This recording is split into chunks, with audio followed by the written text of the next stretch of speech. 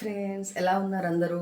చూడండి, today evening special ఏంటంటే అందరికి ఇష్టం ఉంటుంది. వర్షాకాలం బాగా దొరుకుతుంది. వర్షాకాలం అందరూ తింటారు. ఇది వర్షం పడుతుంటే ఇక్కడ వర్షం పడుతుంది ఫ్రెండ్స్. అంటే ఇది ముందే ఇక్కడ ఎండాకాలం అనేది లేదు, మొత్తం వర్షాలు పడుతున్నాయి ఇక్కడ.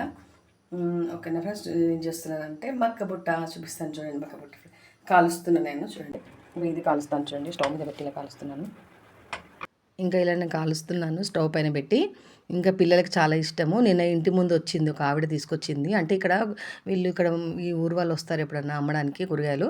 అలాగే మక్కబుట్ట తీసుకొచ్చింది ఈసారి. అయితే నేను తీసుకున్నాను. చూడండి, ఇలా నేను నిమ్మకాయ రసము ఉప్పు అది వేస్తే బాగుంటుంది పైన అదితే.